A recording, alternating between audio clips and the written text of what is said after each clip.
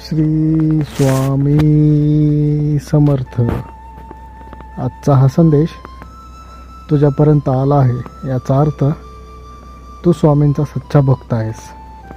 स्वामींवर तुझी श्रद्धा आहे, विश्वास आहे. म्हणूनच स्वामींनी या संदेशासाठी तुझी निवड केली आहे. त्यामुळे तुझ्यापर्यंत हा संदेश पोहोचत आहे. स्वामींची अशी इच्छा आहे की हा संदेश तू शेवटपर्यंत नक्की पाहावास. तसेच तू या चॅनलला सबस्क्राईब करावे. स्वामींचा आजचा हा संदेश फक्त आणि फक्त तुमच्यासाठीच आहे.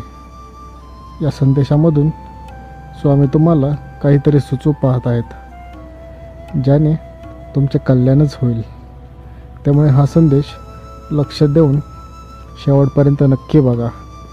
स्वामी म्हणतात, आयुष्यातील सर्वात मोठे सुख हे मिळालेल्या गोष्टींवर समाधान राहण्यात आहे. आपल्याकडे जे आहे ज्याच्यावरती समाधानी राहायला पाहिजेत. पैसा, ऐश्वर या गोष्टी फक्त लोभ आहेत. याच्यातून तुम्हाला दुःख व सुख व आनंद मिळत नाही. स्वामी म्हणतात, आयुष्यात कष्टाने जे काही आपण कमवतो, मिळवतो, तेच कायम आपल्यासोबत राहते. मग ते पैसा असो वा नाते असो. गैरमार्गाने व एखाद्याला फसून आपण जे काही मिळवतो ते कधीही शेवटपर्यंत टिकत नाही. ते कधी ना कधी संपतेच.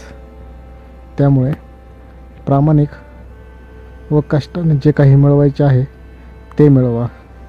आपण जे काही काम करत आहोत ते प्रामाणिकपणे करा. लोभासाठी कधीही कोणाला फसवू नकात. कोणालाही धोका देऊ नका. गैरमार्गाने मिळवलेल्या गोष्टीने आपल्याला तात्पुरते सुख मिळेल, पण नंतर त्याहून अधिक दुःख आपल्याला भोगायला लागतील. संकट टाळणे हे आपल्या हातात नसते, परंतु संकटांना कसे सामोरे जायचे हे मात्र नक्कीच आपल्या हातात असते. आपली वेळ कधी बदलेल हे कोणीही सांगू शकत नाही. तुम्ही फक्त स्वामींवर विश्वास ठेवा. नक्कीच तुमचेही चांगलेच होणार आहे. स्वामींच्या आशीर्वादाने कोणतीही गोष्ट ही अशक्य राहणार नाही. तुम्हाला जे काही हवे असेल ते सर्व काही मिळेल. स्वामी समर्थ म्हणतात, आपल्या रागावरती नियंत्रण ठेवा. कोणत्याही परिस्थितीत रागाला जाऊ नका, कारण क्रोधामध्ये आपण सर्व काही हे चुकीचेच करत असतो. यातून आपलेच नुकसान जास्त होते. आपल्या रागामुळे आपण आपले सर्वात मोठे नुकसान करत असतो. त्यामुळे आपल्या रागावर नियंत्रण ठेवायला हवे. आयुष्यात अशक्य असे काहीही नाही. तुम्ही फक्त तुमचे प्रामाणिक प्रयत्न करत राहा. ब्रह्मांड नायक तुमच्या पाठीशी आहे. तुम्ही फक्त स्वामी समर्थांवर विश्वास ठेवा.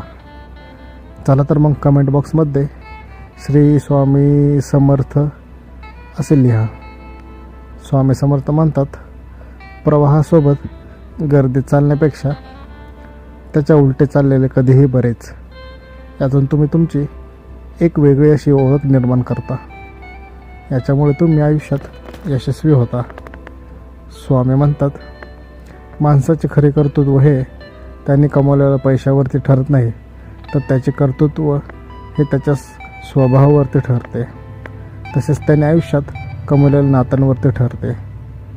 त्यांनी कमवलेल्या माणसांवरती ठरते. ज्याने आयुष्यात नाती कमवली, यशस्वी झाला, तो खरा कर्तृत्ववान व्यक्ती.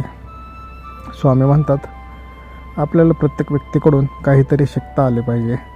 प्रत्येक व्यक्तीकडे काही ना काही असे महत्त्वाचे हे गुण हे असतातच, जे आपल्यामध्ये नाहीत. त्यामुळे प्रत्येकाकडून त्याचे चांगले गुण घेत चला. प्रत्येक संकटातून काही ना काही शिकत चला. आयुष्यातील प्रत्येक संकटे हे आपल्याला खूप काही शिकवत असतात. ते समजून घ्या व आपल्या दैनंदिन जीवनात त्याचे आचरण करा.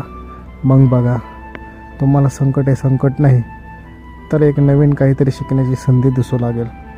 प्रत्येक दिवस हा स्वतःला अधिक चांगलं कसे करता येईल याचा प्रयत्न नेहमी करत राहा. यातून तुमचेच व्यक्तिमत्व हे चांगले घडेल. स्वामी म्हणतात, बाळा, आपण जीवनात खूप वेळा संघर्ष करतो. कष्ट करतो. तो करत असताना आपण चालता चालता मध्येच पडतो, घाबरतो. कित्येक वेळा आपण हरतोही. आपल्याला असे वाटू लागते की आपण घेतलेले निर्णय चुकीचे आहेत. त्यामुळेच माझ्यावरती ही वेळ आलेली आहे. सर्व काही माझंच चुकत आहे. त्यामुळे माझ्यासोबत हे असं घडत आहे. परंतु लक्षात ठेव, तुझ्यासोबत काही वाईट घडले किंवा तू पडलास याचा अर्थ असा होत नाही की तू आयुष्यात हरला आहेस. लक्षात ठेवा, लहान मूल जेव्हा चालायला शिकतं तेव्हा सुरुवातीला ते पडतंच. न पडता कोणीही चालायला शिकत नाही. शिकताना ते पडलं म्हणून त्याला चालताच येणार नाही असा अर्थ होत नाही. या उलट लक्षात ठेवा, जेव्हा लहान मूल पहिल्यांदा चालायला शिकतं ते ज्यावेळेस पडतं तेव्हा ते परत उठून पुन्हा चालण्याचा प्रयत्न करतं. ते आधीपेक्षा अधिक चांगल्या पद्धतीने प्रयत्न करत असतं. असेच प्रयत्न करता करता शेवट ते लहान बाळ चालायला लागतं. आपल्या आयुष्यातही अगदी असंच असतं.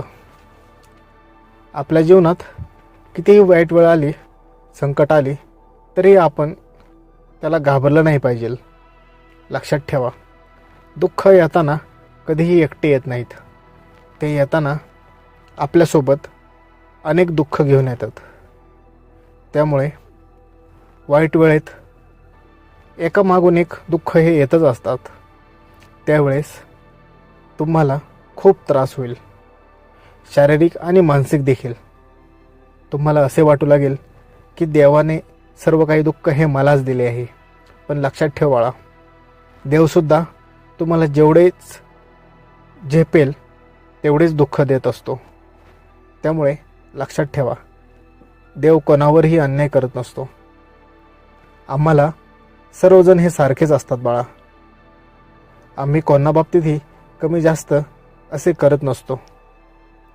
त्यामुळे लक्षात ठेवा, आयुष्यात जेवढे सुख असते दुःखसुद्धा तेवढेच असते. फरक फक्त तुमच्या विचारांचा असतो. तुम्ही विचार कसा करता यावर सर्व काही अवलंबून असते. त्यामुळे आयुष्यात कितीही वाईट वेळ येऊ द्यात, संकट येऊ द्यात, त्यांना घाबरू नकात. लक्षात ठेवा, प्रत्येक संकटातून बाहेर निघण्याचा मार्ग हा असतोच आणि स्वामी तुम्हाला तो मार्ग दाखवतच असतात. तुम्ही फक्त तुमच्या संकट काळात घाबरू न जाता शांत राहून त्या मार्गाला तुम्हाला शोधता आले पाहिजे. लक्षात ठेवा, वाईट वेळेत रागाराग, चिडचिड करून किंवा जे काही घडते आहे ते माझ्यामुळेच घडत आहे असा स्वतःला दोष देत बसू नका. यातून तुम्ही स्वतःला आणखीन दुःखात टाकत असता. याउलट अशा प्रसंगात नेहमी मन शांत ठेवून विचार करायचा, मार्ग नक्कीच सापडतो. त्यातूनही तुला काही अडेल तर स्वामी समर्थ शेवटी तुझ्या पाठीशी आहेतच. ते तुला काहीही होऊ देणार नाहीत. तू फक्त तुझ्या मनामध्ये श्रद्धा ठेव, रोज त्यांची सेवा कर, तुला फळ हे नक्कीच मिळेल. श्री स्वामी समर्थ.